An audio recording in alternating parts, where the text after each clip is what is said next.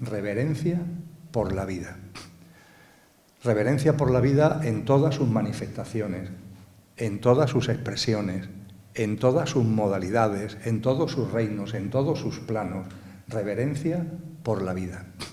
Esa reverencia por la vida ha sido puesta en valor por grandes maestros y maestras, sabios y sabias, a lo largo de la historia de la humanidad. Y se plasmó en esta expresión tan bella, tan honda, reverencia por la vida, de la mano de una persona que vivió en el pasado siglo XX, una gran persona, también un sabio, que acumuló multitud de dones y talentos. Fue músico, teólogo, médico, de las primeras personas que puso en marcha lo que hoy llamamos ONGs, que entonces no se llamaban así, en África para atender en hospitales a las personas más necesitadas. Y este hombre, llamado Albert Schweitzer, recibió el Premio Nobel de la Paz en el año 1952. Y Albert Schweitzer acuñó este término, recogiendo esa sabiduría que viene de muy antiguo, el término reverencia por la vida. Y él, hablando de la reverencia por la vida, habla de la reverencia hacia todo ser sintiente, hacia todo lo que se vive. Y a colación dice algo que estoy convencido que muchos y muchas de los que estáis aquí, yo desde luego también, hemos sentido. Que cuando esa reverencia por la vida, cuando esa devoción, cuando esa conexión, cuando ese respeto, cuando esa admiración por la vida en todas sus manifestaciones, en todas sus modalidades, llega a una persona, nos transformamos. Eso produce una transformación. Ya no vemos la vida de la misma manera. Hay un antes y un después cuando se nos abren los ojos de la reverencia por la vida. Para ahondar en esta reverencia por la vida, al hilo de lo que aquí nos convoca, es cierto, amigos y amigas, que topamos con un problema. ¿Cuál es el problema? Que la reverencia por la vida va unida ineludiblemente a una visión trascendente de la vida y de la existencia. ¿Qué es esto de una visión trascendente? Pues un entendimiento de la vida, de la existencia, de la naturaleza, de los demás seres humanos y de cada uno de nosotros mismos, que va más allá de la apariencia, que va más allá de lo perecedero que hay en nosotros y que hay en la vida, y que gracias a la visión trascendente vamos percibiendo que hay una esencia más allá de la apariencia. Hay algo que está más allá de lo que cambia, más allá de lo que es impermanente. Hay algo en todo, también en nosotros y en la vida, que es imperecedero, que es constante, que es permanente, algo muy hondo, algo muy íntimo. Esa es la esencia que gracias a la visión trascendente podemos percibir. Lo podemos percibir en nosotros mismos. Y no está mal recordar, porque estamos en una sociedad donde la trascendencia se ha expulsado, donde lo trascendente se ha desterrado. No se quiere hablar de lo trascendente. Todo es superficial, evanescente, material, demasiado material y materialista, como también tendré ocasión de subrayar a lo largo de los próximos minutos. Y esa expulsión de lo trascendente, que ya fue anunciada, fijaros, en la transición del siglo XIX al siglo XX, ese gran filósofo que fue Friedrich Nietzsche, nos alertó de que estábamos matando a Dios. Estamos matando a Dios. En la obra La Gaia Ciencia hay un personaje en el apartado 105 que es el loco. Y el loco anda por las calles de la ciudad buscando a Dios. Y la gente se ríe de él. Ya está aquí este loco buscando a Dios. ¿Has encontrado a Dios? ¿Lo has encontrado ya? Y hay un momento determinado que este loco en la plaza de la ciudad se dirige a la gente y dice: no he encontrado a Dios, porque a Dios ha muerto, y ha muerto porque lo hemos matado nosotros. Claro, cuando Friedrich Nietzsche nos habla de que Dios ha muerto y que lo hemos matado nosotros, no está haciendo referencia a que hayamos cogido por el cuello y estrangulado a un señor de barba blanca que vive más allá de Júpiter. No, está haciendo referencia a que la visión trascendente de la vida la hemos expulsado de lo personal y de lo colectivo. que estamos perdiendo la capacidad de percibir eso que está más allá de lo que está a simple vista. Eso es matar a Dios. Y un poquito después, a principios del siglo XX, ese gran, vamos a llamarle filósofo, aunque fue muchas cosas, que también muchos de vosotros y de vosotras seguro que habéis oído hablar de él, que fue Rudolf Steiner, él hablaba de este matar a Dios y él lo explicaba diciendo que la sociedad actual padece una enfermedad. La enfermedad de que ha perdido la capacidad de percibir lo que está más allá de la apariencia, de lo que está más allá de lo material, la capacidad de percibir lo divino y lo trascendente. Y él dice que esto es una auténtica enfermedad que afecta a los seres humanos, que cuando un ser humano pierde la capacidad de ver lo que está más allá de la apariencia, está enfermo y que eso se va a manifestar en su mundo vital, en su mundo físico. Y con una gracia germana, con un sentido del humor germano, dice dice Rudolf Steiner a continuación, y esta enfermedad es una enfermedad que no curan los médicos.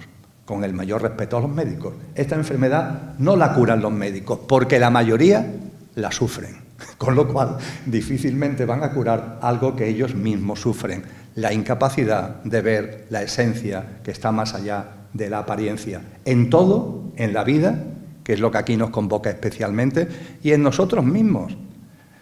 La incapacidad de darnos cuenta que en vosotros y en mí hay algo imperecedero, que este Emilio que está aquí hablando y compartiendo, habrá un momento determinado que viva lo que llamamos la muerte o el fallecimiento físico, igual que os va a pasar a vosotros y a vosotras, por cierto.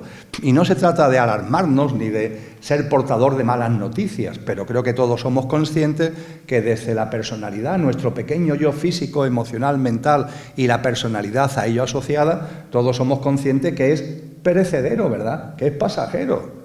Pero ojo, la buena noticia es que los grandes maestros y maestras, las grandes tradiciones espirituales, nos han abierto los ojos, o al menos lo han intentado, para que veamos que detrás de la apariencia de lo perecedero hay una esencia imperecedera, que en vosotros y en mí hay algo que no va a morir cuando se produzca eso que llamamos muerte. Tampoco en nuestros seres queridos, que cuando nuestros seres queridos fallezcan realmente, lo que realmente son no van a fallecer, que fallece lo perecedero, pero no lo imperecedero.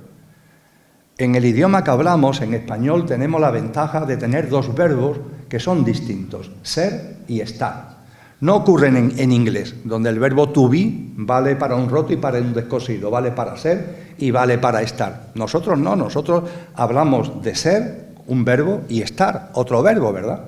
Pues bien, podríamos decir que lo imperecedero, lo que no conoce la muerte en vosotros y en mí es el ser. Y el Emilio de turno, donde en mi caso el ser que realmente es lo que soy está encarnado, es el estar. El ser encarna en un estar. Y el estar es pasajero. Hoy estás y mañana no estás. Hoy tienes envoltura en este tal Emilio, en cada uno de vosotros y de vosotras, y hay un momento que llega el fallecimiento y seguimos siendo, el ser no cambia, y lo que cambia es que ya no tenemos envoltura. Estoy con envoltura, estoy sin envoltura, pero el ser sigue siendo. Para ponerlo esto todavía más sencillo, a mí me gusta hablar del conductor y del coche. El coche es aquella parte de nosotros perecedera, eso que va a conocer la muerte, como decía antes, nuestro pequeño yo físico, emocional, mental y la personalidad a ello asociada. Ese es el coche. Pero en el coche está encarnado un conductor, el ser al que antes hacía mención. Y el conductor encarna en el coche para vivenciar la experiencia humana. Al conductor se le ha dado muchos nombres a lo largo de la historia. Todo lo que tiene que ver con la dimensión álmico y espiritual que tenemos los seres humanos es ese conductor. Pero el nombre es lo de menos. Lo importante es percibir que en vosotros y en mí hay algo, conductor, ser, esencia, imperecedero, aunque también haya algo perecedero que habrá un momento determinado que deje de estar. Pero qué importante es percibir la esencia que está más allá de la apariencia, porque además, cuando empezamos a percibirla en nosotros, la percibimos también en los demás. Vemos que también las personas que están con nosotros, aunque lo hayan olvidado por completo, aunque sufran una amnesia, un Alzheimer espiritual profundo, también hay en ellas un conductor. más allá del coche. Y cuando lo vamos viendo en los seres humanos, también lo vamos viendo en la vida, en los reinos de la naturaleza, en todas las formas de vida. Y cuando lo vamos viendo en todas las formas de vida, nos va inundando la reverencia por la vida. Vamos percibiendo el milagro que la vida es, el milagro que la vida representa, el milagro que la vida supone. Y no estoy hablando, amigos y amigas, de religión. Personalmente no tengo ningún credo religioso. Es cierto que para mí, mi guía, mi testimonio, todo lo que impulsa mi existencia es Cristo Jesús, sin ningún tipo de duda. Pero no estoy en ningún credo religioso, no participo de ninguna iglesia, no tengo ninguna creencia religiosa, entre comillas, aunque me considero una persona espiritual. Y desde esa espiritualidad hay un postulado que viene de muy antiguo, que muchos de aquellos que me habéis compartido antes de entrar, que seguís las charlas que doy, etcétera, seguro que os suena, que yo lo llamo el primer postulado metafísico. Y ese primer postulado metafísico nos habla de la divinidad, pero nos habla de la divinidad más allá de los dogmas, más allá de los credos. De hecho, para hablar de Dios, ni siquiera se habla de Dios, porque se considera que lo divino, la divinidad, no cabe en palabras, es innombrable. Es tan colosal, su envergadura es tan extraordinaria, que mentalmente no podemos encajonarlo en una palabra. De ahí que en este postulado a lo divino, a la divinidad, se le llame aquello. Una forma vaga, si queréis, de expresarlo.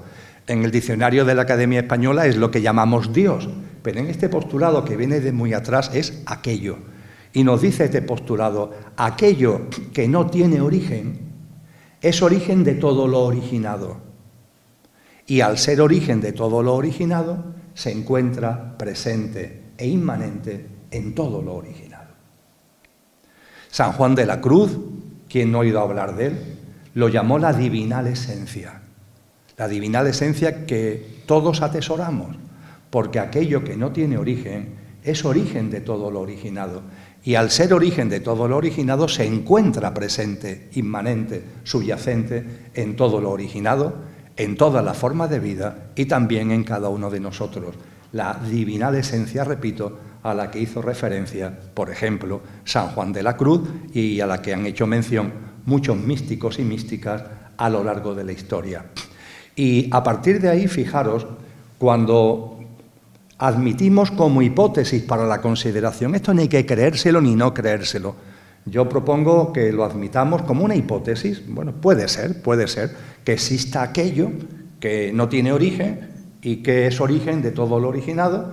Y claro, si es origen de todo lo originado, se encuentra presente, inmanente en todo lo originado. Vamos a admitirlo como hipótesis para nuestra consideración. Fijaros que si admitimos esto como hipótesis, ¿qué significa? Que todo lo originado, el universo entero, todas las formas de vida que pueda haber en el universo y desde luego todas las formas de vida que hay en este maravilloso planeta han surgido de lo mismo, están impulsados por lo mismo y tienen un mismo impulso, porque lo que no tiene origen origina todo y por tanto impulsa todo. Eso hace que desde antiguo se hable de que la vida entera, la del cosmos en todas sus plasmaciones, tiene un sentido, porque al ser impulsado por algo que es uno y es lo mismo, ese impulso es el mismo para toda la vida y la vida tiene un sentido. Los que estéis de alguna forma más cercanos a las tradiciones orientales, hay un término que es un vocablo chino antiguo que por Occidente se ha dado a conocer en las últimas décadas, que es Tao, el Tao, T-A-O, el Tao. ¿Qué es el Tao? El Tao es ese, precisamente, el sentido de la vida. Hay un principio primordial que todo lo impulsa y como todo tiene el mismo impulso, la vida entera tiene un sentido. Es precioso cuando lo vamos percibiendo. La vida a la que estamos aquí teniendo como argumento fundamental tiene un sentido. Pero en paralelo también se nos dice que con relación a ese sentido, las formas de vida que tenemos conciencia, que somos autoconscientes, tenemos percepción de que existimos, de que somos, las formas de vida que tenemos autoconsciencia, como somos los seres humanos, tenemos, fijaros qué preciosidad, libre albedrío para vivir alineados con el sentido de la vida o a contramano del sentido de la vida.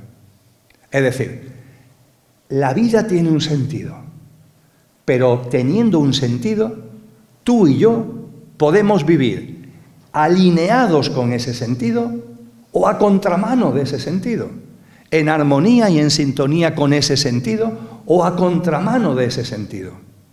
Esa es la gran libertad que tenemos los seres conscientes, que podemos elegir en cada momento de nuestra vida, de nuestra existencia, si vivimos alineados en sintonía y en armonía con el sentido de la vida o a contramano del sentido de la vida. Esto está expresado de muchas formas a lo largo de la historia. Es especialmente emotivo, conmovedor, diría yo, como lo expresa Platón, el gran maestro y filósofo griego, allá por el siglo V aproximadamente antes de Cristo. Platón, cuyo maestro fue Sócrates, nos dejó muchas obras, pero hay una especialmente intensa que son sus diálogos con Sócrates. Dos grandes almas, dos seres maravillosos. Y en el libro La República de Platón se recoge el diálogo muy extenso sobre muchos temas que mantiene Platón con su maestro, Platón con Sócrates. Y en la parte final, ya cuando está terminando el libro, se habla de lo que hoy llamamos una experiencia cercana a la muerte. Bastante curioso que hace 2500 años, en un libro que está en los tomos de la filosofía clásica, se hable de lo que hoy llamamos una ECM, una experiencia cercana a la muerte. Es decir, alguien que se muere, pero resulta que después no se ha muerto y vuelve a la vida, y mientras que ha estado muerto, pues tiene una serie de experiencias que después nos cuenta. Hoy en las redes sociales, en los canales, en los medios de comunicación, hay una enorme cantidad de testimonios sobre experiencias cercanas a la muerte. Pues bien, hace 2500 años ya, en esos diálogos de Platón con Sócrates, se nos narra una ECM de un soldado armenio llamado que cuenta su experiencia cercana a la muerte.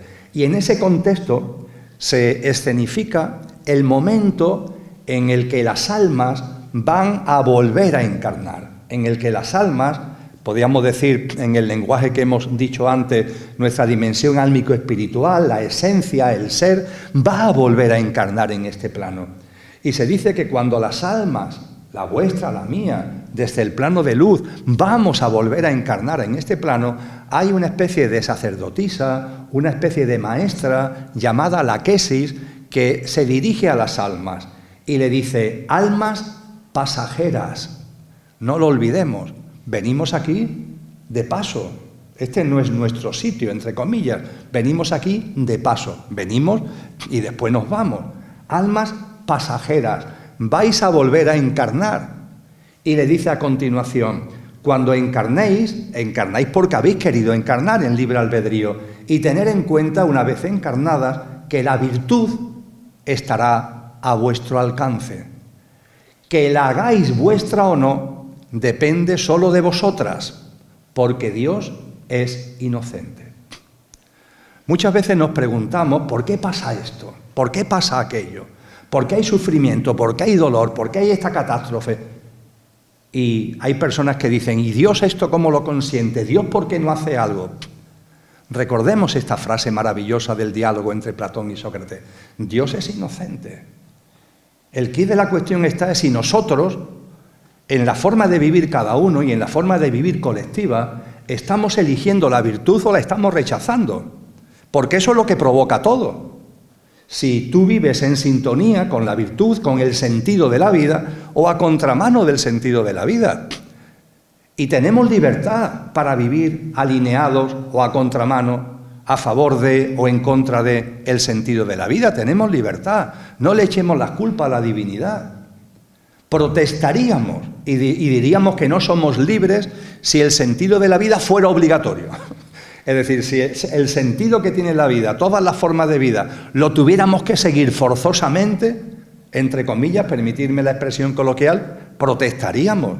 No somos libres, no podemos vivir de otra manera. Pues sí, se puede vivir de otra manera, puede vivir alineado con el sentido de la vida o a contramano, tenemos libertad para ello. Que hagamos nuestra la virtud o no, depende de nosotros. Almas pasajeras, no lo olvidemos que estamos aquí viviendo la experiencia humana. No le echemos la culpa a la divinidad. Y claro, el que vivamos en sintonía con el sentido de la vida o a contramano del sentido de la vida, amigos y amigas, eso tiene consecuencias. Somos libres de vivir a favor o a contramano del sentido de la vida. Pero si vives en armonía con el sentido de la vida, eso tiene consecuencias. Y si vives a contramano del sentido de la vida, eso tiene consecuencias.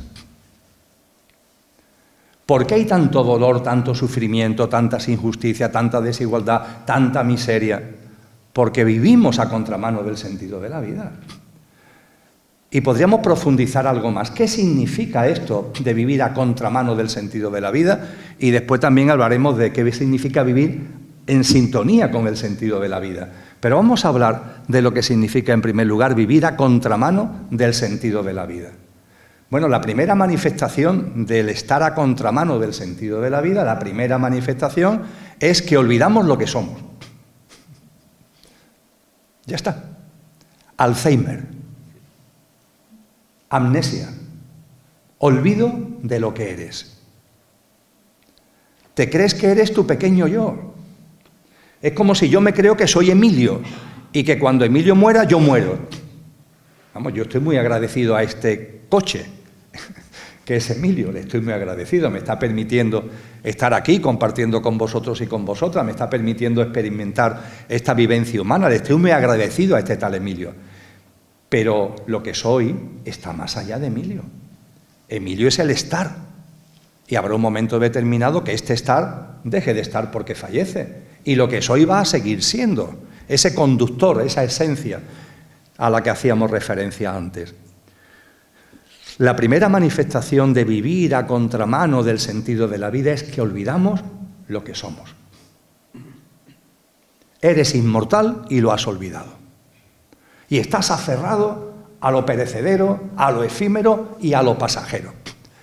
Te has encadenado a el pequeño yo en lugar de agradecer al pequeño yo que esté a tu servicio, pero no perder la conciencia de lo que realmente eres. Si lo reflexionáis, amigos y amigas, esta es la razón del sufrimiento humano. La gran razón, la gran causa del sufrimiento humano es el olvido de lo que somos como consecuencia de que vivimos a contramano de la vida. Y esto no lo digo yo, lo han dicho muchos sabios y sabias. Fijaros, ¿quién no ha oído hablar de Buda? Siddhartha Gautama, Buda Gautama. Se cree que vivió, no hay datos ciertos, pero se cree que vivió en torno al siglo VI, al siglo V antes de Cristo, más o menos por la época de Platón, quizás un poquito antes. Y Siddhartha Gautama, Buda Gautama, era un príncipe que vivía en un gran palacio. Eso cuenta la historia que nos ha llegado. Y el padre de Siddhartha se la había arreglado para que en ese palacio tan enorme, que tenía enormes jardines, nunca saliera fuera. Toda su vida estaba entre cuatro paredes, aunque esas cuatro paredes eran amplísimas, insisto, con grandes jardines y una gran belleza. Y Siddhartha se casa y tiene un hijo. Pero hay un momento en su vida que por unas circunstancias sale fuera del palacio. Y cuando sale fuera del palacio y ve la realidad, su corazón se conmueve. ¡Cuánto sufrimiento, cuánto dolor! Él ve sufrimiento y dolor por todos lados, lo mal que lo está pasando la gente. Claro, él, retirado allí en su palacete y demás, no se había percatado. Pero al salir fuera y ve la realidad, el corazón se le rompe. Se le rompe hasta el punto de que quiere dedicar su vida a paliar el sufrimiento humano. Deja a su mujer, deja a su hijo, deja el palacio y se va al mundo, se mete en el mundo. Primero se hace asceta, está 7 años viviendo una vida ascética, pero después ahí no encuentra las respuestas y va buscándolo por otro lado. Finalmente se nos dice que hay un momento determinado en el que, después de un camino, después de un trayecto espiritual, empieza a comprender. Y a partir de ahí nos habla de las causas del sufrimiento humano. También lo encontráis aquellos que hagáis práctica de yoga, en los Yoga Sutras de Patanjali, el libro fundamental de la ciencia del yoga, lo encontráis también esto. Se llaman, en el lenguaje del yoga, se llaman klechas. las causas del sufrimiento humano. Son 5, pero aquí la que nos interesa es la primera porque es la fundamental. ¿Cuál es la primera, la gran causa del sufrimiento humano? La raíz de las raíces del sufrimiento humano. El olvido de lo que somos, la ignorancia de lo que somos. Que olvidas tu ser, que olvidas lo que eres, que olvidas tu esencia. La tuya y por añadidura la del otro, y de tus seres queridos, y de la gente que está contigo, y de la esencia fundamental que hay, esa presencia de lo que no tiene origen en todo lo originado. Lo olvidas. Y a partir de ahí, como olvidas lo que eres, te crees que eres lo que no eres. Como olvidas lo que eres, te crees que eres lo que eres efímeramente, pasajeramente. Olvido lo que soy y creo que soy Emilio. Y Emilio es parte de mi experiencia humana.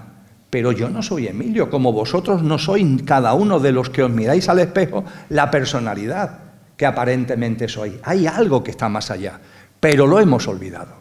Eso significa vivir a contramano del sentido de la vida.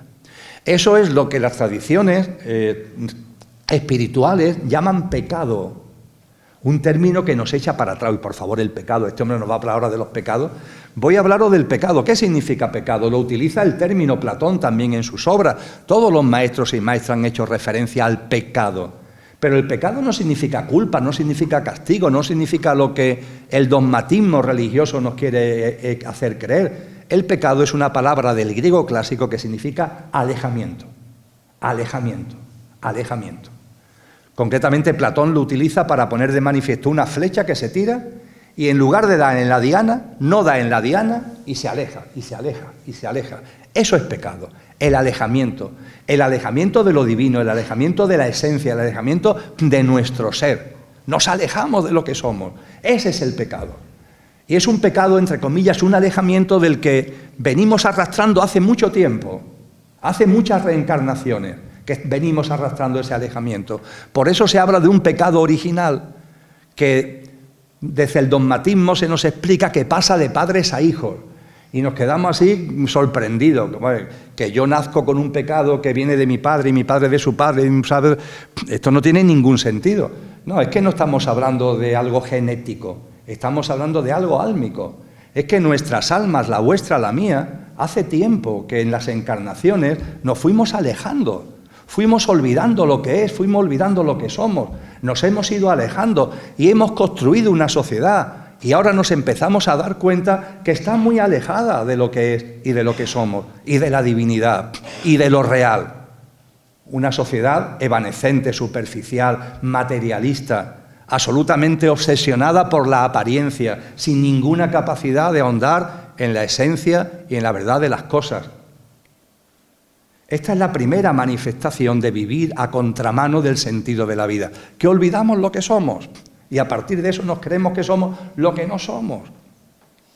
Y como muy bien nos enseña la ciencia del yoga, como muy bien nos enseña Buda, ahí está la razón fundamental del sufrimiento humano, la raíz básica del sufrimiento humano. Y no termina aquí lo de el vivir a contramano del sentido de la vida. Porque ¿qué sucede cuando yo me identifico con Emilio? Que todo tiene que estar al servicio de Emilio. Todo al servicio de Emilio. Quiero poner la vida al servicio de Emilio. En lugar de que Emilio esté al servicio de la vida y al servicio de lo que soy, Emilio, toda la vida tiene que estar al servicio de Emilio. ¿Qué es lo importante en la vida? Lo que a Emilio le gusta. ¿Qué es lo que hay que evitar? Lo que a Emilio le disgusta. Pero estamos locos. Sí, lo estamos. Y juzgamos a la vida. Esto está bien, esto está mal. ¿Y por qué está bien o está mal? Porque me satisface o no me satisface, porque me agrada o porque no me agrada. Cada uno de nosotros juzgando a la vida. A esta vida maravillosa que tenemos delante la juzgamos continuamente. Sucede, fijaros, porque es un ejemplo maravilloso, con la climatología. Vamos a ver, si el día amanece soleado, el día es soleado. Si el día aparece lluvioso, el día es lluvioso. Si el día tiene viento, el día es ventoso. Pues nosotros, en nuestras categorías y en función de lo que nos conviene, decimos que el tiempo es malo o es bueno. Y ahí en las televisiones nos salen unos señores y una señora que nos dicen, mañana va a hacer mal tiempo, o mañana va a hacer buen tiempo. Pero por favor, ¿tan locos estamos? Si llueve, llueve, si hace sol, hace sol, y es la vida que se está expresando en la diversidad, pero no, la diversidad le tenemos como terror, ¿sabéis? Porque en esa diversidad, claro, hay cosas que a nuestra mente le gustan, otras que no le gustan, y oye, qué trabajón. Vamos por la vida juzgando a la vida, continuamente juzgando a la vida. Somos como magistrados que estamos todo el día juzgando a la vida. Esto está bien, esto está mal, estoy de acuerdo con esto, estoy en desacuerdo con esto. Probarlo en cualquier reunión de amigos y de amigas, sacar un tema de conversación del que sepáis que nadie tiene ni idea. Sacar un tema de conversación del que nadie tenga ni idea. Veréis que inmediatamente todos empezamos a opinar. Vamos a ver. Si es la primera vez que escuchas esto, guarda silencio, infórmate. Pues no, inmediatamente se empieza a opinar. Ayer por la tarde se nombró a un cardenal papa. Y en cuestión de minutos ya estaba todo el mundo dando su opinión sobre Robert Provost, que hoy es León XIV. Al momento todo el mundo estaba dando la opinión, me parece bien, me parece mal. Vamos a ver, pero ¿tú sabes algo de este hombre? ¿Sabes algo de su trayectoria? Hombre, vamos a tener un mínimo de conocimiento de causa. No, juzgamos permanentemente, no lo podemos evitar. Ahí sale el magistrado juzgando a la vida, esto está bien, esto está mal, estoy de acuerdo, no estoy de acuerdo. Y lo malo de esto, además, lo más malo, es que no nos pagan, ¿sabéis? Porque a los magistrados, a los jueces, a la jueza tienen un sueldo. Nosotros, sin embargo, estamos permanentemente juzgando a la vida y lo hacemos gratis. ¡Qué trabajón tan inmenso y sin cobrar ni un solo euro! Cuando nos ponemos a contramano de la vida, nosotros nos convertimos en jueces de la vida. Mirad, hace 400 años hubo un gran sabio, que seguro que habéis oído hablar de él, llamado Galileo Galilei. Galileo Galilei hace 400 años no fue el primero que lo dijo, ya lo habían dicho algunos antes como Ptolomeo, pero en fin, creo que los libros de historia casi dicen que fue él el primero, que se pronunció públicamente como científico diciendo: la Tierra no es el centro del universo. Porque se creía que la Tierra era el centro del universo, es decir, la Tierra está en el centro y todo el universo gira en torno a la Tierra. El Sol gira en torno a la Tierra, la galaxia gira en torno a la Tierra, el universo gira en torno a la Tierra, todo gira en torno a la Tierra. Había ese convencimiento. Y Galileo Galilei, que observaba el cosmos, dijo: no, la Tierra se mueve, ¿sabéis? No es el Sol el que se mueve en torno a la Tierra, es la Tierra la que se mueve en torno al Sol, y el Sol se mueve por el universo. La Tierra se mueve, la Tierra no está fija y el universo moviéndose a su alrededor. Lo cogió la Inquisición, lo acusó de hereje y lo empezó a torturar. Y claro, cuando lo estaban torturando, pues el hombre dijo: mire usted, yo no quiero que me torturen, no quiero morir aquí en medio del martirio. No tuvo, vamos a llamarlo así, la entereza. Pero, en fin, hay que ponerse en su lugar también para entender su posición, ¿verdad? Y cuando lo estaban martirizando, en un momento de... Por favor, que he recapacitado y tenéis razón. ¡Qué tonto he sido! ¿Cómo he podido pensar que la Tierra se mueve? Claro que tenéis razón, la Tierra no se mueve, la Tierra está fija y es el centro del universo. Cuenta la historia que le dieron varios tortazos más y lo dejaron en libertad a los pocos días. Y también cuenta la historia que pasaron muchos años, ya era muy mayor Galileo Galilei, estaba en el lecho de muerte por enfermedad. Y ya no lo podían matar porque se estaba muriendo. Y entonces fue cuando dijo aquello, esa frase célebre en italiano de «Eppur si muove», y sin embargo se mueve. Claro, ¿cómo no va a moverse la Tierra, por favor? Claro que se mueve. La Tierra no es el centro del universo. Han pasado 400 años. La Inquisición mantuvo esto como una herejía hasta 1812, como quien dice, hasta ayer. Pero, en fin, han pasado los años y hoy yo creo que nadie mantiene la idea de que la Tierra es el centro del universo. Y si alguien dijera que la Tierra es el centro del universo, nos sonreiríamos, ¿verdad? Bien, Ciertamente nadie dice que la Tierra sea el centro del universo. Yo no conozco a nadie que diga eso, pero conozco así de gente que dicen la Tierra no, pero yo sí soy el centro del universo. Yo sí, por favor, porque todo debe estar a mi servicio, la vida entera a mi servicio. La naturaleza, todas las formas de vida, las personas que me rodean. Eso en psicología tiene un nombre, la cosificación de las personas. Las personas están a mi servicio para darme placer, para satisfacerme, y desde el centro del universo que soy yo, todo lo juzgo. Y lo que me conviene lo llamo bueno, lo que no me conviene lo llamo malo. Habrá mayor alejamiento del sentido de la vida, habrá mayor alejamiento de la realidad. Qué pecado tan tremendo, entendiendo como pecado lo que realmente significa etimológicamente este profundo y total alejamiento. Es impresionante. Y claro, el egoísmo, el egotismo, el egocentrismo nos impregnan y casi no nos damos cuenta.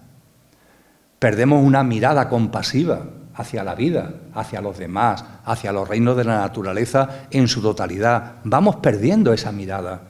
Yo diría que la hemos perdido, la estamos algunos, me imagino que si estamos en esta sala, será por eso para que empezamos como a recobrar un poquito la vista, estamos como empezando a recobrar la vista que hemos perdido para ver la realidad de las cosas.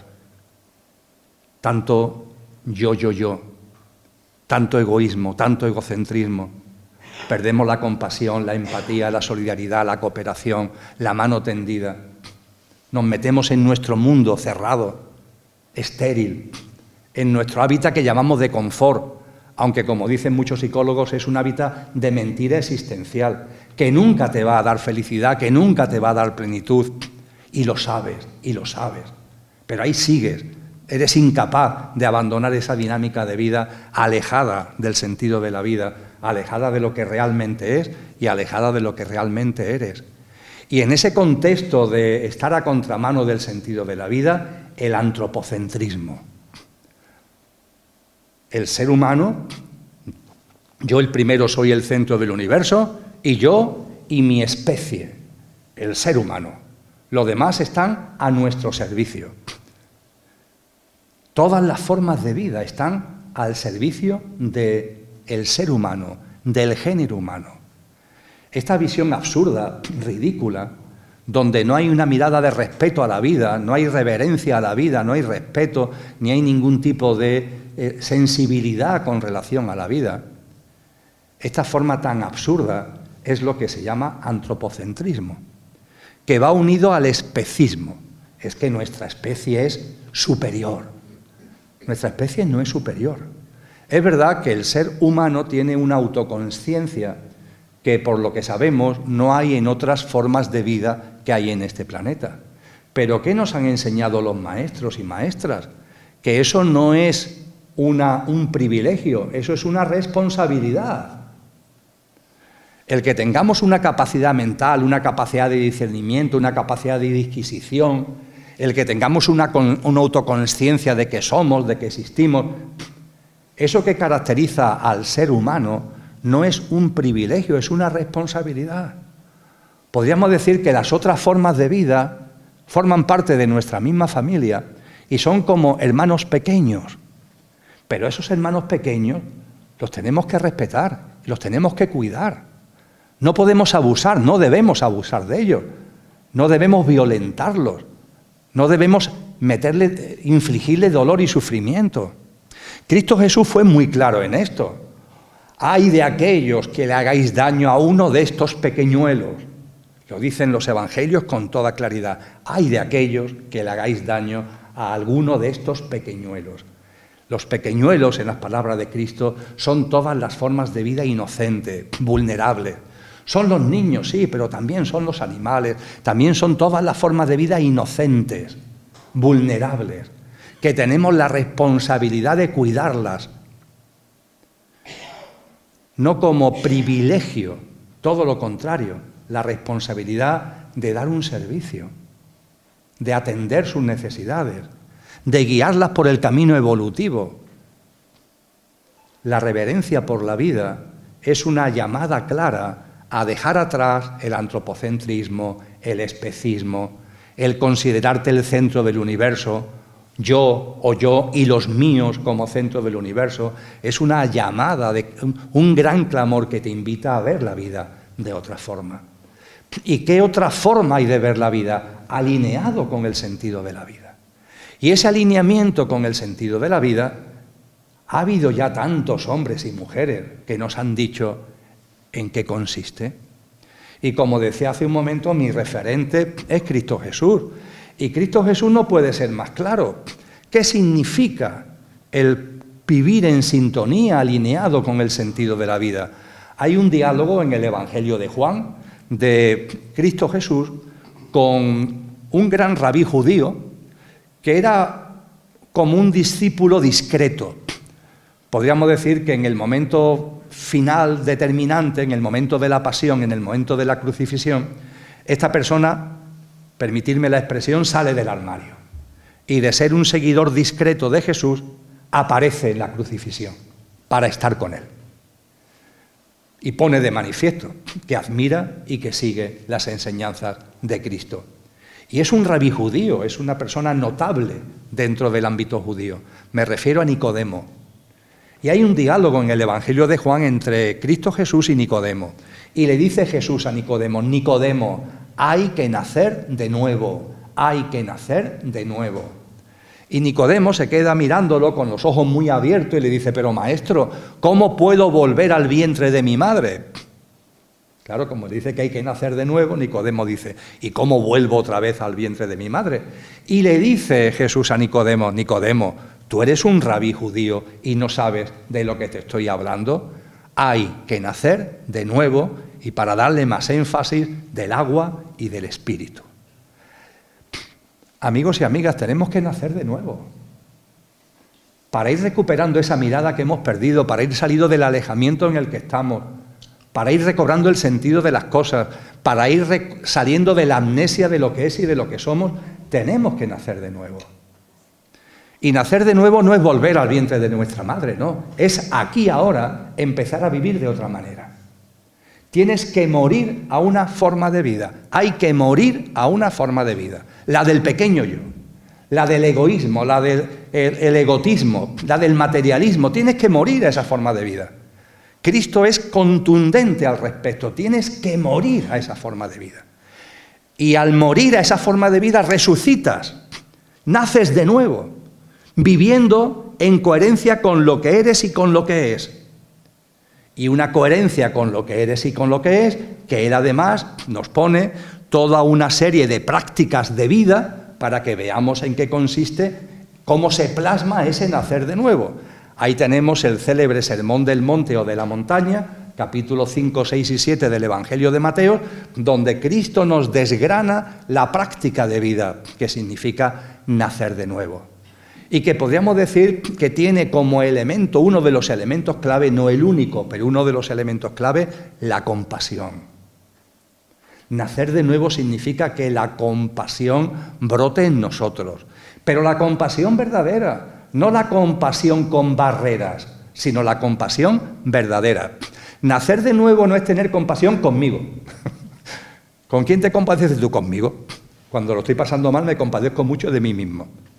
En el colmo de la generosidad, conmigo y con los míos.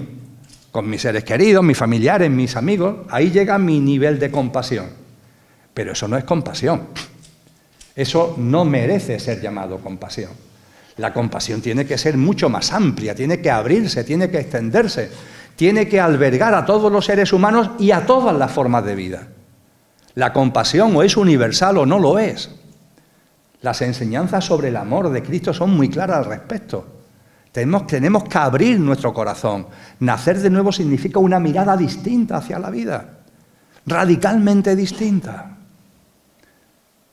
Estamos aquí al lado del océano Atlántico, esa mar del que se habla en el título de esta charla. ¡Qué milagro de la vida, Dios mío! Es lo que tenemos delante continuamente. ¿Lo valoramos de verdad? Ciertamente hay personas, seguro que entre vosotros y vosotras, que valoran lo que es el océano, lo que es esa vida, no tengo ningún tipo de duda. Pero también sabemos que hay muchas personas no es que ya es que la desprecien, es que ni lo computan. Entienden que eso está a su servicio. Y si me sobra algo, lo tiro al agua, lo tiro al océano, ya está. Y no pasa nada. ¿Cómo que no pasa nada? Ahí hay vida y estás afectando a la vida. ¿Tanta es tu insensibilidad para no darte cuenta de esto? Todos sabemos que en el Océano Pacífico, por ejemplo, y es solamente un pequeño exponente, los plásticos que arrojamos a los océanos, a los mares, por las corrientes se van moviendo y mira por dónde hay unas corrientes prioritarias o preferentes que han hecho que una gran parte de los plásticos y microplásticos se hayan acumulado en una zona del Pacífico y han formado una isla. Pero es que la isla tiene un tamaño ya similar a la península ibérica. Pero ¿estamos locos? ¿Tanta locura es posible? El alejamiento del sentido de la vida, el alejamiento de la realidad, hasta ahí nos puede hacer llegar. Estamos aquí porque sabemos que también aquí, en las orillas de esta maravillosa costa, cuando hay determinadas mareas, salen de todo. En las marismas de la zona de Isla Cristina salen de todo.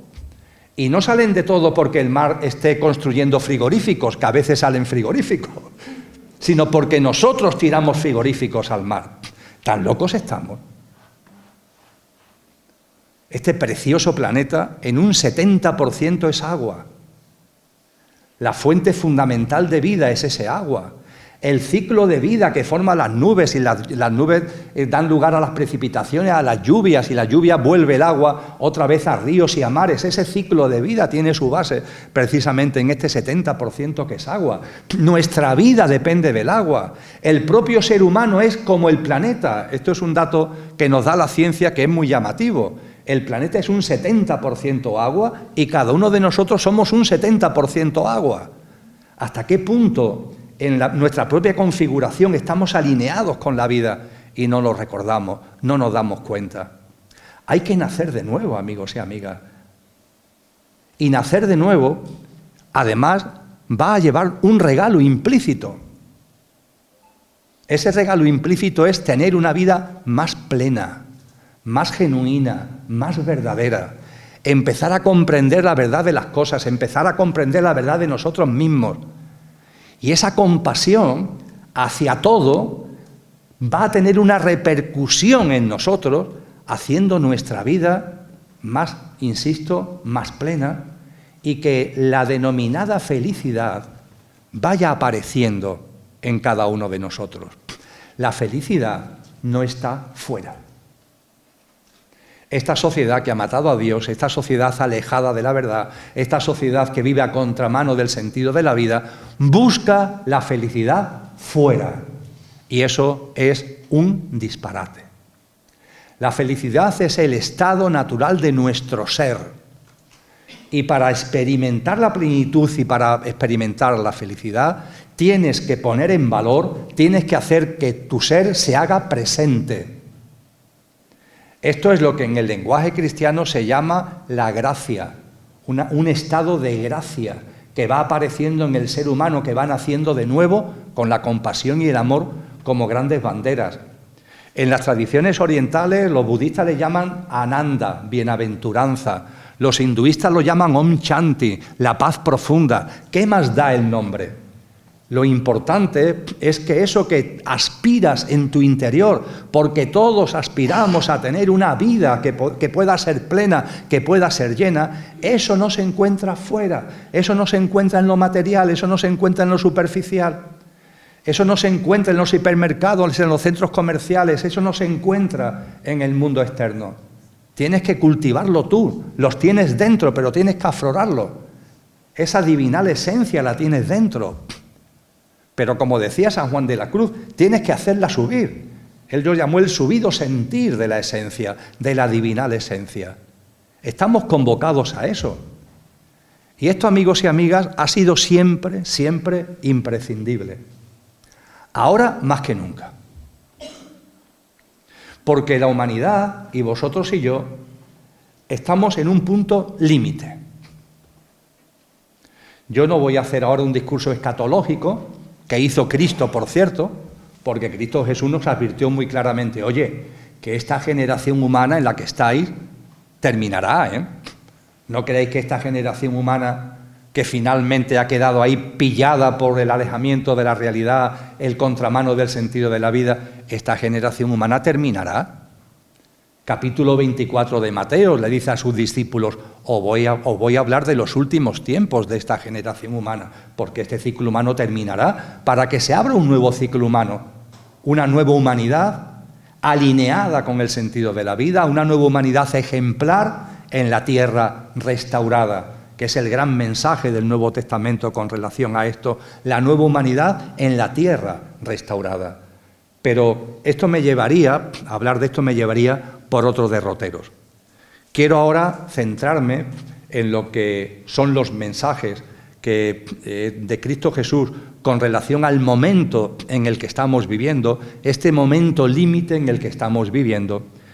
El que estemos en un momento límite se debe, amigos y amigas, a algo que los estudiosos han llamado transhumanismo. A la mayoría todavía casi ni nos suena la expresión, pero está adquiriendo cada vez más peso y más presencia. El transhumanismo. ¿Qué es el transhumanismo? El transhumanismo es una tendencia creciente a pensar, a creer, buscando la felicidad fuera, que la plenitud del ser humano está en imbricarse, en hacerse uno con la tecnología. Llevamos siglos infelices, sin una vida plena, sin sentirnos realmente satisfechos de cómo estamos viviendo, que no es una satisfacción de fuera, es algo que tiene que aparecer dentro, esa gracia, ese ananda, ese chanti al que hacía mención antes.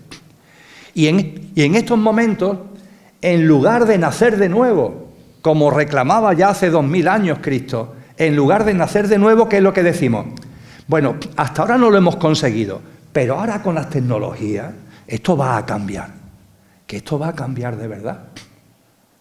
Hay gente que ya no se da cuenta o empieza a olvidar de que lleva una vida mediocre, una vida mísera, un trabajo que no le gusta, unas relaciones personales con las que no está contento, etcétera, etcétera, pero eso sí, ahí están las tecnologías. Yo, gracias a las tecnologías, tengo un avatar, ¿sabéis? En el metaverso me he creado un avatar y con ese avatar yo hago experiencias maravillosas. En las clases que todavía este curso he dado con chicos y chicas de 25 a 35 años, muchos de ellos me dicen, ¿relaciones de pareja para qué? ¡Uf! ¡Qué lío! Yo me basto conmigo mismo o conmigo misma. Con las nuevas tecnologías, mira, yo tengo unas gafas, ¿sabes? Yo me pongo las gafas y es como si tuviera una persona delante. Y no me peleo con ella, ¿sabes? Tengo mi relación sexual, me toco, no sé qué, no sé cuánto, y termina, lo apago y se acabó. No hay ningún problema de convivencia ni de pensar una cosa o pensar otra. Cada vez hay una tendencia mayor a considerar que las tecnologías nos van a dar la felicidad. E incluso el transhumanismo nos lo vende como un éxito evolutivo. ¡Qué maravilla! Dentro de no mucho podremos tener sensores en el cerebro, implantes en nuestro organismo, y estaremos conectados a la nube, y tendremos unas grandes capacidades mentales, y podremos hacer una cosa y otra, y yo podré crear mi mundo virtual y artificial. ¿Habéis visto la película Matrix? Es esto es. El transhumanismo es la versión moderna, la versión actual de la película Matrix. ¿Recordáis en la película Matrix, la primera entrega, después vinieron secuelas, la primera entrega de 1999, ¿la recordáis cómo vivían los seres humanos? Grandes colmenas y en cada celdita de la colmena había un ser humano. Y el ser humano aquí tenía unos enchufes a la realidad virtual.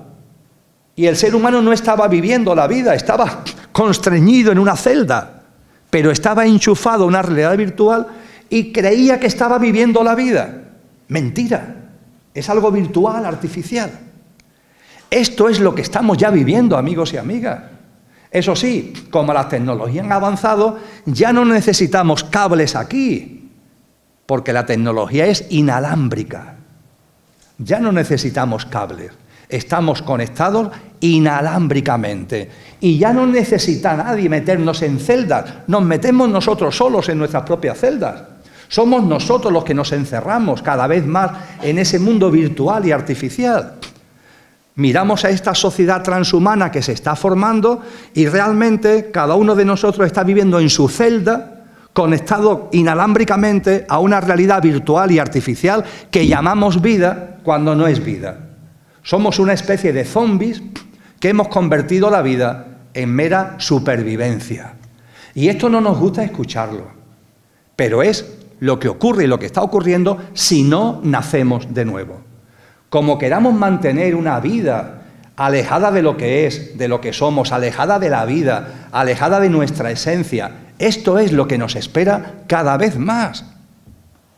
Un ser humano que deja de ser humano para terminar siendo un terminal del contexto tecnológico, un terminal, un apéndice del entramado tecnológico. Un gran entramado tecnológico y yo soy una piececita de ese entramado tecnológico. Y digo que vivo, pero no estoy viviendo, estoy enchufado a ese entramado tecnológico y soy un apéndice de ese entramado tecnológico y dependo total y absolutamente de ese entramado tecnológico. Prueba de que esto es así, el 28 de abril pasado en la península ibérica. El apagón es la prueba del 9. ¿Qué sucede cuando falla la electricidad? Y eso que fue unas poquitas horas, que no sabemos qué hacer. Dependemos tanto del entramado tecnológico que cuando el entramado tecnológico se apaga porque no hay electricidad, nos quedamos que no sabemos lo que hacer. Los trenes se paran. Menos mal que los hospitales y los aeropuertos tienen autogeneradores, pero ojo, si hubiera durado varios días el apagón, no hubieran ya valido, se hubieran quedado también sin funcionar. Colapsa, el sistema colapsa. No sabemos ni cómo comunicarnos con nuestros seres queridos. Estamos tan absolutamente aferrados al móvil, al ordenador, a la tablet, que yo no digo que eso esté mal ni bien. Las tecnologías no son ni buenas ni malas. Depende de cómo la usemos. Pero creo que con un poquito de sentido común, y el apagón es maravilloso al respecto, nos daremos cuenta que hemos caído en un abuso total y absoluto. Que cuando el entramado tecnológico se para, nuestra vida se queda destartalada. Totalmente destartalada. Grandes atascos, grandes... Insisto, fueron unas horitas, Imaginaros que esto, en lugar de lo que fuera, porque no se sabe todavía a qué se debió el apagón, imaginaros que esto es una tormenta solar. Que, por cierto, los científicos nos han alertado muchas veces de la posibilidad de que el Sol, que tiene tormentas solares, de una de ellas, que haga que el sistema eléctrico, no de una península, sino del conjunto del planeta, se venga abajo. No se sabe durante cuántos días, o durante cuántos meses, o definitivamente. Y con esto no quiero meter miedo. Quiero compartir conciencia. El apagón, tengo un vídeo al respecto, una entrevista en la televisión Nueva Humanidad TV, también en el canal de la Academia de la Conciencia que llevamos mi esposa y yo. El apagón es un evento que reclama conciencia. Puede ser, amigos y amigas, que la vida nos esté dando señales para que reaccionemos, para que recapacitemos. Pero nosotros todo lo transformamos en lo mismo, en peleas.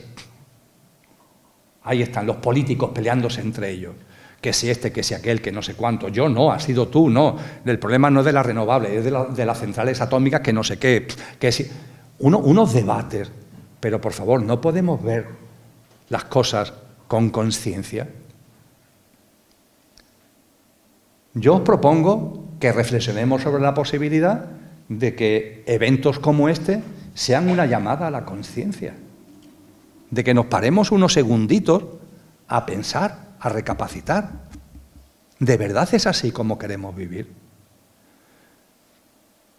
Pero no pasa nada, Tuvimos la crisis del COVID hace unos años, todo se paró por completo durante mucho tiempo. Salimos de esa crisis. La reacción de la mayoría de la gente, ¿cuál es? Más, volver a lo mismo y más. Antes se viajaba en avión, ahora se viaja mucho más. El culto a la velocidad, el aferramiento a lo externo. En lugar de utilizar ese tipo de experiencias como espoleta para nacer de nuevo, que quizás sucedan para eso, fijaros, a lo mejor son oportunidades que nos está dando la vida para que recapacitemos, reflexionemos, tomemos conciencia y decidamos empezar a vivir de otra manera. Y me diréis, bueno, pero Emilio, es que sin tecnología no se puede vivir. Ciertamente estamos en una sociedad donde las tecnologías están por todos sitios, pero siempre hay margen de maniobra para hacerlo con sentido común. No es necesario tantas cosas. No necesitamos tantas cosas como nos cuentan. No necesitamos vivir con el culto a la velocidad permanente, estresados, llenos de ansiedad, queriendo más y más, acumulando, reteniendo, atesorando. Si tengo uno, quiero dos. Si tengo dos, necesito cuatro. Si tengo cuatro, ahora quiero 8. ¿A dónde vamos? Y mientras tanto, la vida en nosotros y a nuestro alrededor. Y nosotros sin mirarla, sin hacerla nuestra, sin disfrutarla desde el entusiasmo, no disfrutarla desde el pequeño yo, sino del ser. La percepción de que todo tiene un sentido profundo, amigos y amigas, la percepción de que hay una divinal esencia en toda la vida que nos rodea. ¿Tan difícil nos resulta? Alguno quizá esté pensando y dice, bueno, Emilio, pero es como lo del cura como el párroco del pueblo, ¿no? Que le cantaba las 40 a los que precisamente no estaban cayendo en ese tipo de cosas. Porque claro, los que estaban con el cura no estaban haciendo las maldades que el cura estaba diciendo, pero son los que se llevaban la retahíla del cura. Lo mismo más de uno o una está diciendo, bueno, pero Emilio, nosotros estamos en este camino. Y esto tendrías que decirlo en la plaza del pueblo, como hizo el loco de Nietzsche. Tiene que salir a la plaza del pueblo. Bueno, quizás haya que salir a la plaza del pueblo. Pero también creo que hemos aprendido que la mejor forma de verdad transformar las cosas es empezar por uno mismo y a raíz de ahí, al hilo de ello, el ejemplo. Las cosas no cambian por el hecho de querer cambiarlas. ¿Quién de nosotros no ha oído hablar de Blas Infante? Padre de la patria andaluza. Pero Blas Infante, su obra, mucho más que política, es espiritual. La reverencia por la vida en la obra de Blas Infante es espectacular. Yo creo que todos sabemos que en uno de sus primeros destinos como notario, que fue en un pueblo de la provincia de Sevilla, llamado Lora del Río, él a los que cazaban pajaritos les pagaba por los pajaritos. Pero les pagaba por los pajaritos para que no los vendieran, que se los vendieran a él. ¿Y él qué hacía con los pajaritos? Se iba en medio del campo, lejos del pueblo, y los soltaba. Y cuentan las crónicas que se gastaba un dinerito, comprando pajaritos para que no lo mataran y liberando a los pajaritos. El siguiente destino de Blas Infante fue aquí, en Isla Cristina.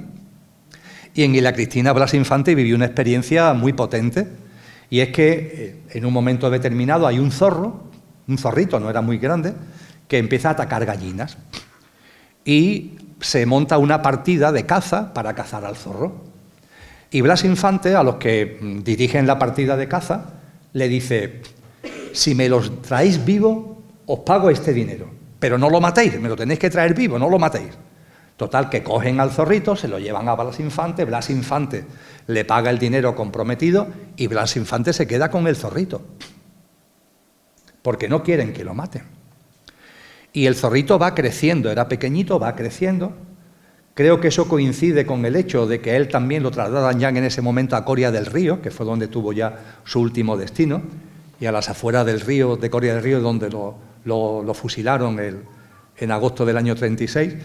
Y en ese zorrito, que es Blas Infante, lo coge en Isla Cristina de la forma que os he comentado, cuando ya es adulto, Blas Infante lo suelta en una zona donde él considera que está suficientemente alejado de la civilización para que no haga daño ni a gallinas, ni a ganado, ni a nada parecido.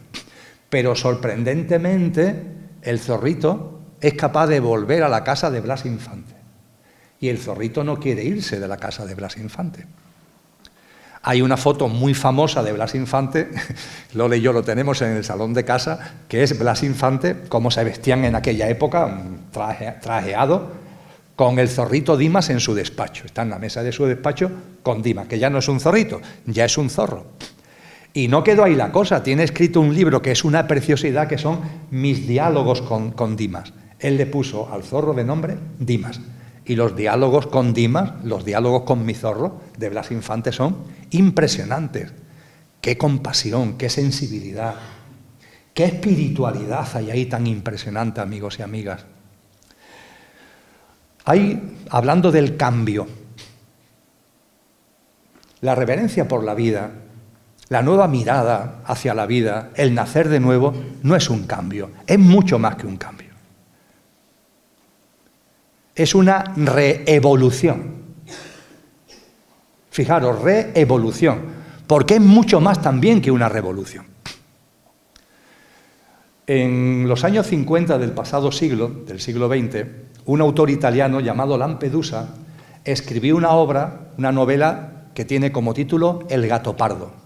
Se ha llevado al cine, interpretada por Burt Lancaster, creo recordar, como principal protagonista. La tenéis hoy libre en las redes sociales para poderla ver. El gato pardo, la novela, discurre en Italia en el siglo XIX, en plena revolución garibaldiana. Las camisas rojas de Garibaldi están haciendo la revolución.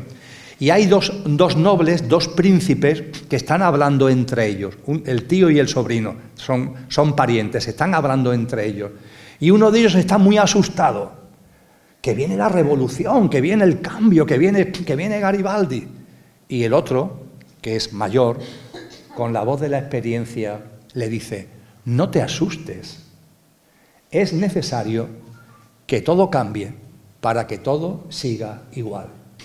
Es necesario que todo cambie para que todo siga igual. Parece una paradoja, ¿verdad? Reflexionar sobre esta paradoja. Muchas veces hablamos de cambio y de cambio y de cambio, y realmente, amigos y amigas, no hay cambio ninguno. Las cosas siguen siendo igual.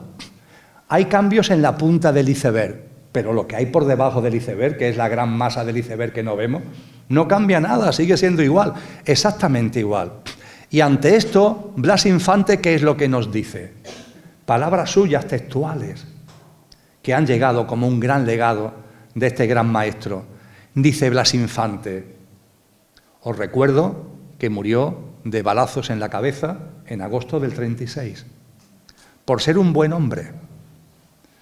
Yo creo que además, si no lo hubieran matado los unos, quizás lo hubieran matado los otros.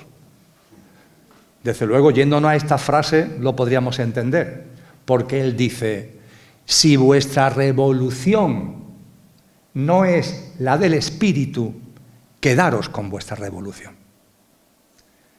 El espíritu es el único revolucionario verdadero. Blas Infante, como tantos hombres y mujeres sabios y sabias, no nos han hablado de revolución, sino de reevolución. Porque tiene que surgir de dentro, tiene que surgir de ese espíritu, de esa chispa divinal que todos tenemos, poniendo en valor lo que somos, poniendo en valor lo que es, naciendo de nuevo, como nos dice Cristo. Ahí está la reevolución. Naces de nuevo. Y nacer de nuevo tiene una dimensión individual. Tú y yo tenemos que nacer de nuevo. Y nacer de nuevo es ser buenas personas en el buen sentido de la palabra. Y todos sabemos cuando hacemos nuestra o no la virtud, volviendo a Platón. Si antes hablaba de Blas Infante, andaluz, como la mayoría de los que estamos aquí, ahora voy a hacer mención a Antonio Machado, paisano, sevillano. Y Antonio Machado, otra alma maravillosa, una persona humilde, honesta al 100%, también de una honda espiritualidad. Él, modestamente, hay un poema que hizo sobre él mismo. Se llama Retrato.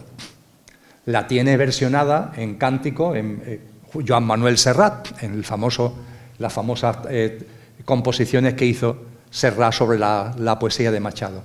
Y en ese retrato, que como es del propio Blas Infante, hoy lo llamamos, Antonio Machado, hoy lo llamamos autorretrato, él dice de él mismo que soy una buena persona en el buen sentido de la palabra. Tan difícil es ser una buena persona en el buen sentido de la palabra. Tan difícil es que vayamos poniendo en valor lo mejor de nosotros mismos. Tan difícil es que dejemos de juzgar a la vida y la hagamos nuestra. Tan difícil es entender de que nuestra especie, la humana, no está por encima de las demás y que es una vida maravillosa donde todos tenemos una relación esencial en lo más importante, en ese trasfondo, en esa esencia que está en todas las modalidades de vida.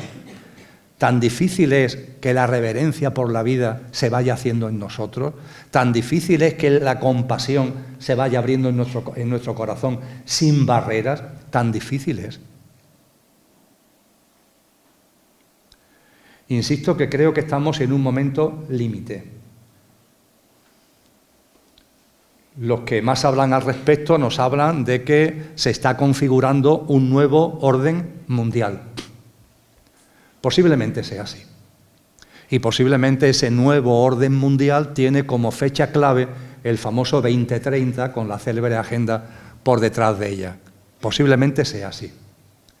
Pero más que quedarnos en eso, en que se está configurando un sistema nuevo, el sistema actual creo que es bastante evidente que está muy en descomposición, y es que se está configurando una nueva forma, una nueva sociedad, una nueva economía, una nueva política, un nuevo orden, en definitiva, como le llaman. Pero lo más importante no es quedarnos en el análisis, entre comillas, político, es comprender lo que ese nuevo orden conlleva e implica. Y ese nuevo orden tiene como ideología, está impregnado de transhumanismo. Y el transhumanismo, amigos y amigas, es hacernos creer que ese vacío interior que tenemos, esa insatisfacción vital que nos inunda, la podemos solucionar con la máquina, lo podemos solucionar con la tecnología. Y eso es una gran mentira. Las tecnologías que sean bienvenidas, pero para usarlas con sentido común, para ponerla a nuestro servicio, y no que nosotros seamos absorbidos por voluntad propia, además, en el entramado tecnológico, para terminar siendo simplemente un engranaje más, una pieza más de ese gran entramado tecnológico. El momento es límite, posiblemente. El 28 de abril fue una llamada de atención importante, o por lo menos yo pienso que deberíamos verlo como una llamada de atención importante, una llamada a la conciencia. Pero esta sociedad, que desde el alejamiento, el célebre pecado, que desde vivir a contramano del sentido de la vida, esta sociedad que, cayendo en todo esto, ha matado a Dios, como decía Nietzsche. Cuando se mata a Dios, ¿qué sucede? Esto lo encontramos muy bien reflejado en el Antiguo Testamento cristiano, porque en el Antiguo Testamento hay una escena, creo que es en el libro del Éxodo, donde Moisés ha subido a la montaña para estar en contacto con la divinidad y tarda en volver. Y como Moisés se ha ido, ¿qué es lo que hace el pueblo judío? Esta es la alarma que os decía. ¿Qué es lo que hace el pueblo judío? Que construye un becerro de oro y empieza a adorar el becerro de oro. La figura del becerro de oro es muy interesante, Porque cuando lo trascendente se expulsa, cuando lo divinal se expulsa, cuando la mirada más profunda se destierra, el ser humano en su inconsciencia, ¿qué es lo que hace? Adorar lo material, adorar becerros de oro. Y hoy las tecnologías las estamos convirtiendo en ese becerro de oro. Las estamos adorando, creyendo que ahí está la salvación, que ahí está lo que nos va a sacar, insisto, de una vida mediocre y en buena parte vacía. Vamos a usar las tecnologías con sentido común. No vamos a convertirnos como en Matrix, conectados inalámbricamente a este sistema. Y vamos a llevar a nuestra vida cotidiana, amigos y amigas, una forma distinta de vivir cada instante, de vivir cada día, de vivir cada momento. Siendo lo que somos. Escuchando la voz interior de nuestro ser que está ahí, que nos dice cuándo somos buena persona y cuándo no somos. Y abriendo la mirada a la vida. También lo han dicho los místicos. ¿Queréis ver a Dios? Puedes mirar dentro. Aquello que no tiene origen está presente en todo lo originado. Puedes percibir la divinal esencia que hay en ti. Pero si por lo que sea eso te cuesta más trabajo, mira afuera. Mira la vida, mira la naturaleza. Ahí está la divinidad. En la mística castellana, en la mística española, Fray Luis de León, Miguel de Molinos, Teresa de Ávila, Juan de la Cruz, con toda claridad nos hablaron de la importancia de avanzar naciendo de nuevo en nuestro día a día, intentando ser nuestra mejor versión, intentando ser buenas personas. Nos dijeron algo muy importante. Cuando vamos naciendo de nuevo, no hace falta que hayamos nacido del todo. Cuando empezamos a nacer de nuevo, cuando empezamos a andar de una forma distinta, cuando empezamos a contemplar nuestra vida, la vida de los demás y la vida en su conjunto de una manera diferente, se produce un hecho que es natural, pero que puede parecer extraordinario. ¿Qué es lo que pasa, según estos místicos? Que vemos a Dios en todas las cosas. Ver a Dios en todas las cosas. ¿Empezamos a entreverlo? ¿En vuestras miradas empezáis a percibirlo? Mirando ese océano maravilloso, esa mar magnífica, ¿podéis percibir la presencia de la divinidad en ese agua, en esas olas, en las formas de vida que hay ahí? Los grandes místicos nos han llamado a esto, y nos han llamado en el nacer de nuevo, y nos anuncian que viviremos ese estadio en el que veremos a Dios en todas las cosas. Y nos dicen además, y creo que con esto podemos terminar, porque es como el broche de oro al nacer de nuevo, digo yo que cuando esto se experimenta es que ya habremos nacido de nuevo definitivamente, sin ningún tipo de ansiedad y sin prisa, ojalá lo vivamos, porque ¿qué nos dicen también estos grandes místicos? Que efectivamente veremos a Dios en todas las cosas. Pero es que después, en ese camino que estamos andando, ya no solo veremos a Dios en todas las cosas, sino que veremos todas las cosas con los ojos de Dios. Ya no solo ver a Dios en todas las cosas, ver todas las cosas con los ojos de Dios. Y esto no es un imposible porque la esencia divina está en nuestro ser. Ese ser que tenemos olvidado, ese ser que tenemos ahí como adormilado, como metido en un cajón y totalmente apegado al coche, olvidando al conductor. Amigos y amigas, vamos a recordar el conductor que somos, vamos a tomar desde el conductor el mando consciente de nuestra vida.